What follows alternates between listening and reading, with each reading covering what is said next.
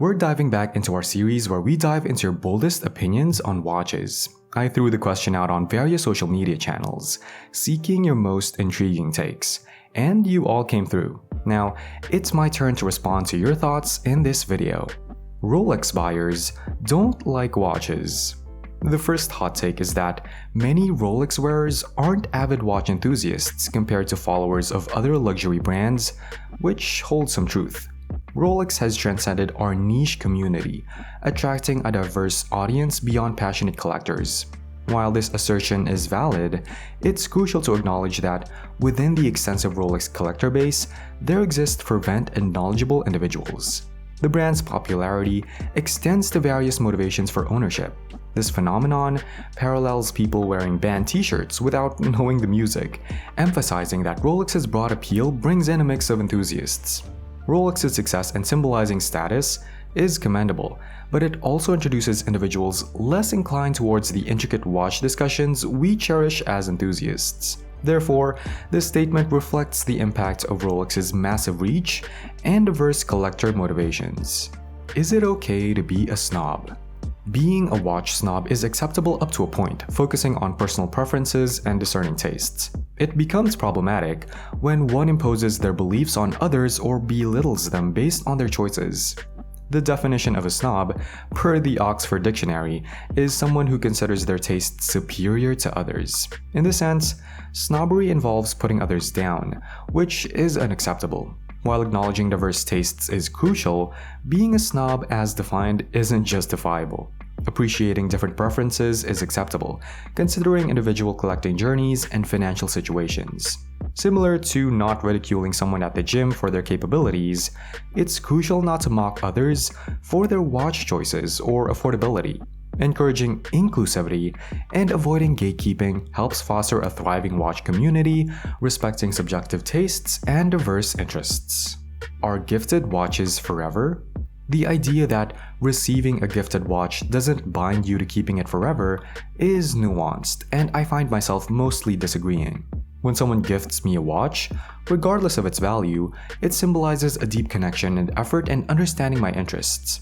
Gifts shouldn't be a measure of friendship, but the sentiment behind them holds greater importance. In my watch collecting world, where gifts typically fall under $1,000, the relationships attached to these watches outweigh any financial gain from selling them. Considering who gave the watch is crucial, selling a gift from a person no longer present would evoke regret.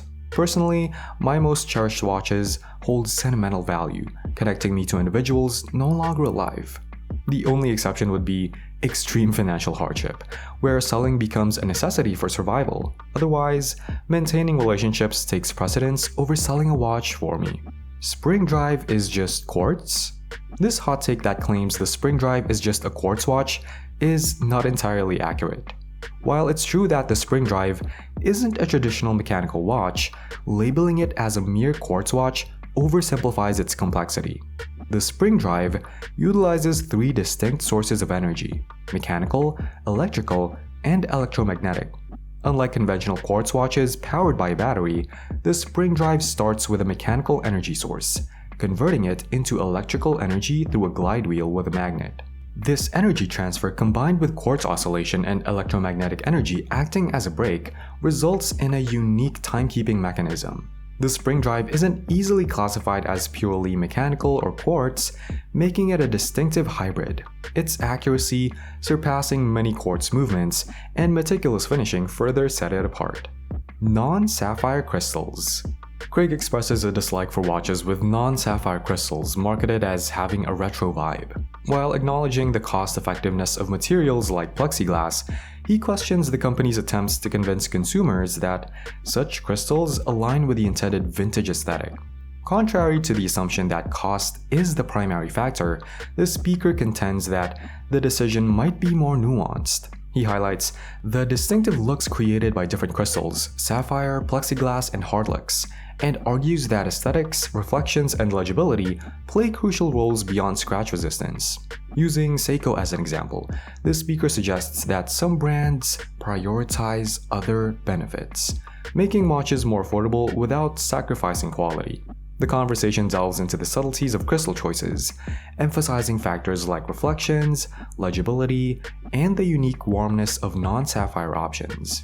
The speaker concludes by noting the practicality of buffing out scratches on plexiglass, prompting a broader consideration of crystal attributes. Franken movements are okay.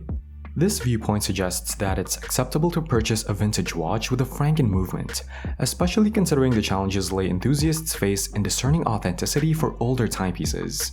The speaker acknowledges the prevalence of such watches in the market, often acquired for the nostalgia or cool factor, asserting that despite a mismatched movement, one can still derive 95% of the joy of ownership. The acceptance of Franken watches is contingent on individual preferences, budget constraints, and the availability of original parts for vintage watches, which can be scarce. The speaker emphasizes the importance of honesty in transactions, especially if there's an intention to sell the watch later. Navigating the vintage market is deemed difficult due to the complexity and vastness of the field, urging both buyers and sellers to maintain integrity and transparency, thereby contributing to a more trustworthy watch industry. Caseback engravings FTW. This perspective advocates for more watches featuring steel casebacks with creative and fun engravings, drawing inspiration from vintage Seamasters. The commenter expresses a preference for unique engravings over exhibition casebacks, particularly in the affordable watch segment. While acknowledging the appeal of mechanical movements, the speaker contends that the current market saturation of open casebacks may lead to a lack of differentiation. The speaker appreciates brands that showcase distinctive engravings, citing Omega's 75th anniversary models and the Silver Snoopy edition. However, the speaker acknowledges the industry trend favoring exhibition casebacks as a means of highlighting mechanical movements, which has become a crucial selling point, especially for watches in lower price ranges. The comment also notes a potential drawback: fewer opportunities for customers to engrave casebacks themselves, a practice more prevalent in the past, with only a few contemporary brands offering such customization options. $200 versus $2,000 watches. This viewpoint contends that to the majority of individuals unfamiliar with watches, a $200 timepiece appears just as aesthetically pleasing as a $2,000 one. The speaker emphasizes the difficulty in justifying costs when lacking knowledge about a particular subject, using the analogy of home additions or renovations. The argument extends beyond watches, highlighting the challenge of discernment in various areas without a baseline understanding of associated costs. The speaker encourages a personal approach to watch selection, emphasizing that external perceptions hold little significance. The narrative shares a humorous anecdote about a person attempting to impress others with a customized car, but gaining attention only from curious 10-year-olds, illustrating the disparity between expectation and reality. The conclusion advises enthusiasts to embrace their passion for watches intrinsically, as others are unlikely to share the same level of interest or awareness.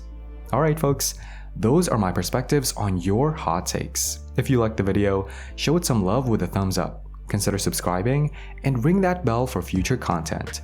Your support means a lot. Thanks for tuning in, take care, and I'll catch you all real soon.